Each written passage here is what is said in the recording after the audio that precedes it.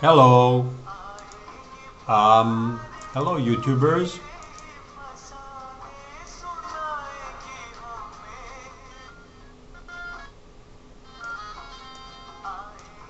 Okay, so thank you for being here. Thank you for viewing this video. I just made a video this morning which I've been having very rough and tumble discussions with people who have been finding out about this news which I'm sending out and I'm spreading, that Obama had 666 revealed 24 hours after his election. But not only that, but it was really stamped on him like a mark was stamped into his skin when 666 was drawn on the evening after his election, and that's when the reporters were busy at work on their articles. And so all these big articles which he made, which were made about him, well, those articles had this 666 lottery, which is a curse, and it cursed Obama. He was cursed by it. And I made I just made one video which I'll be sending to the people who I'm talking about in these videos. And I'm saying that it's like a hook in a fish. You let the fish go, but the hook is in there, and so he swims along for some time and he's dragging on this hook. Then the fisherman knows how to let the fish go, and then afterwards he pulls it in when the fish is a little tired. Then he can pull it in, so the fisherman wants to get the fish. And I was making the hypothesis that whether one could get the fish or not, in any case, his mouth would be ripped out by those, and he'd die, he'd bleed himself to death. In the Bible, it speaks about a lamb that oozes his blood without a murmur. I asked somebody about if this referred to the Antichrist. They said, no, this refers to Jesus. So I don't know about this. Of course, you know, Jesus on the cross, right? Because Jesus is described as the lamb. But the Antichrist is also described as a lamb. He's called the lamb. Because the Antichrist is very Jesus-like. He's very Christ-like. He imitates the Christ. But he only has negative qualities. The Antichrist only has negative qualities, and he's a destructor. He's a destroyer, he's a liar, he's a deceiver, whatever. He's a false prophet. Okay, so I made this talking about this 666, which was in these newspapers, was like the hook which would reel in that fish after some time. And so our revelation and apocalypse is to reel in that fish now. And we can use also the metaphor of the fatal head wound, which is used in the Bible. That's a metaphor, people. That is not a real head wound. It's a metaphor. It's an illustration. The fatal head wound is because by those newspapers, the Antichrist was revealed to all the people of Illinois. And the lottery is a very powerful means, because half the people of Illinois bet in the lottery. So when they buy the newspaper, they dive to find that lottery number. You can see lottery players. They go to the newsstand, and they don't take the newspaper. They don't even look at the front page. They open directly to go and see the numbers.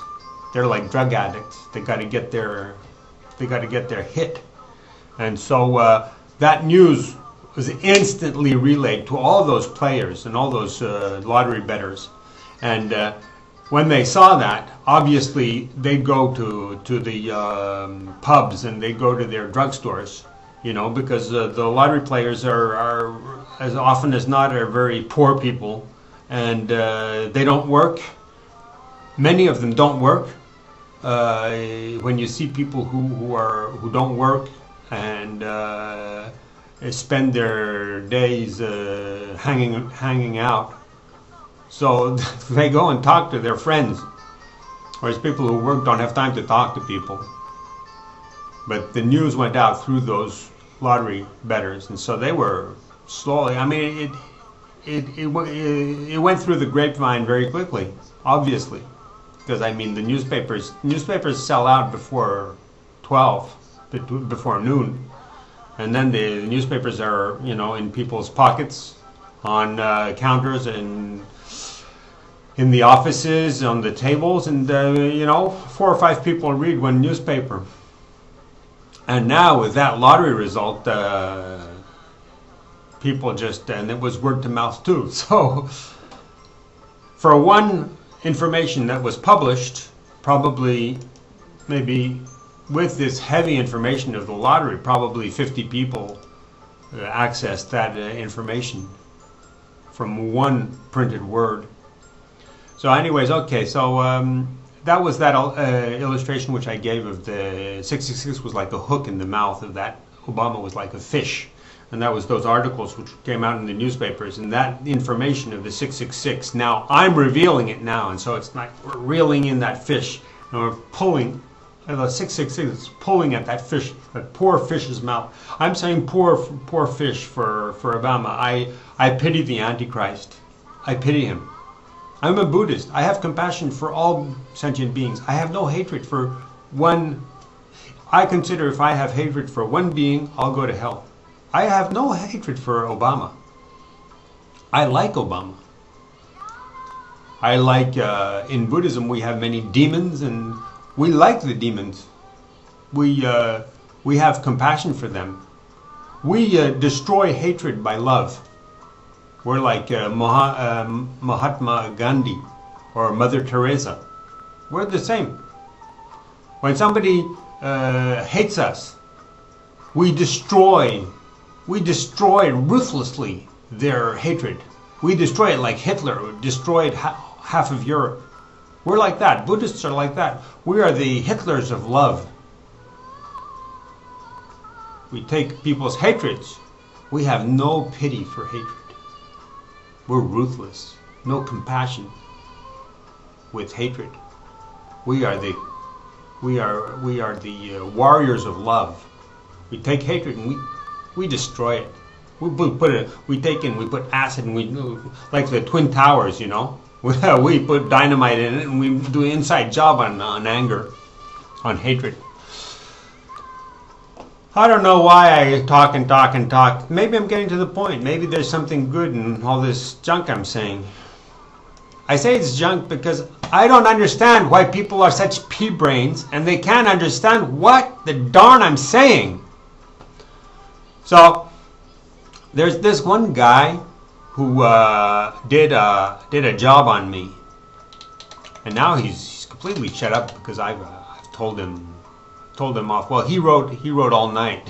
He was writing till early morning, or maybe he lives in Asia. I don't know. He's writing at 4 o'clock in the morning. Okay, so he's saying, I'm a Buddhist obsessed with Christian 666. You know?